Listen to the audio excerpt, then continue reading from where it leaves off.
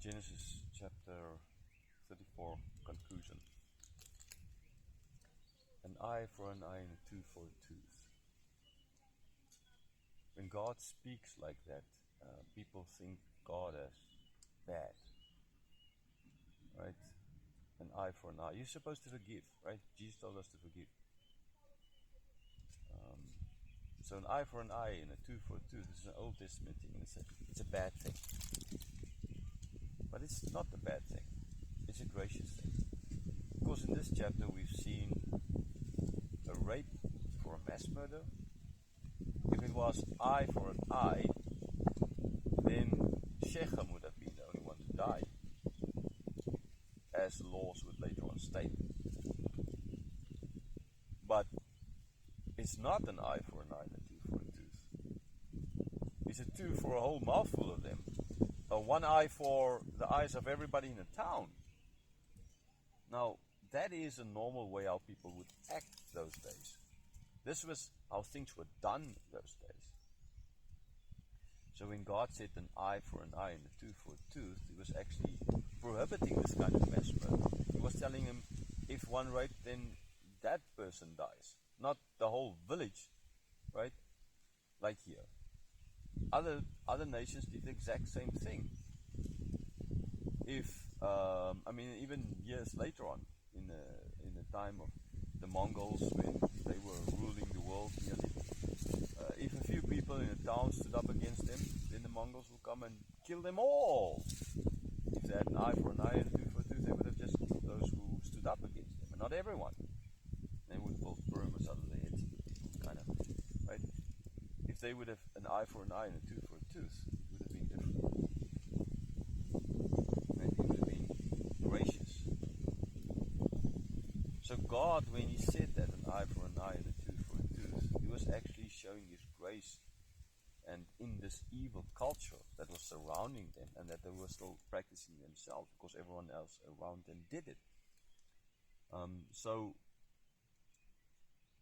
you need therefore to see that saying, or when people come and say, but this God of the Old Testament is evil because He speaks of an eye for an eye and a tooth for a tooth, and Jesus says turn your other cheek kind of idea. Now this New Testament God's so nice.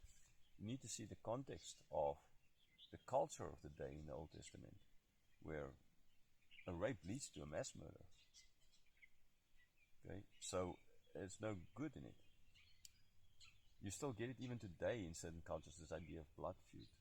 You, by accident, killed one of our family members, now we go and kill one of yours, and then yours come and kill one of ours, and then ours go and kill one of theirs, and so it goes on and on and on for centuries, kind of idea.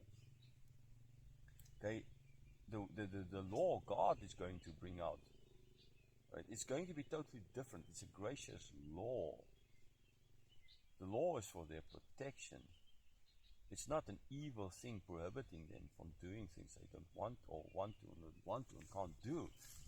Okay? It's for their protection. So the God of the Old Testament is the same as the God of the New Testament. He does these things for a reason. He does it out of His grace. He does it because He wants the cultures around to stop doing things like this. To stop taking for a tooth a whole mouth. For one eye a whole mass murder, right? So yeah, praise be to God that He is different than our God. He showed it when He told Abram to bring Isaac as an offering, by ultimately not letting Abram go through for it, because He wanted to show as well the other nations that I'm not this kind of a God who wants you to bring your children as offerings to me. I'm a gracious God. I'm a long-suffering God. I'm a loving God. I never break my promises. I don't change. That is what God is. So yes, through this, what we see here, and then what is said later on, we see the grace of God at work in bringing out the law like that, so as to prohibit things like that from happening again. Okay, so for you, yourself as well,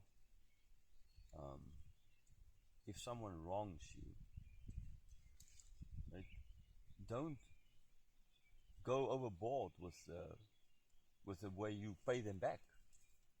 Right? In the way they wronged you, in that way you wrong them.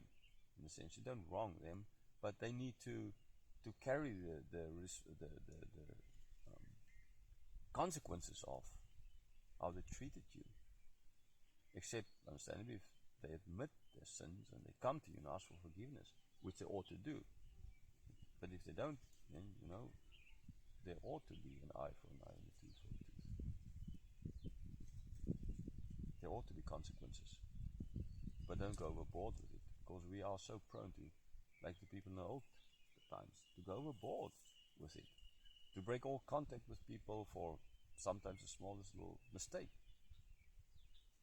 No, show the grace of God and forgive them ultimately, like God taught us to do.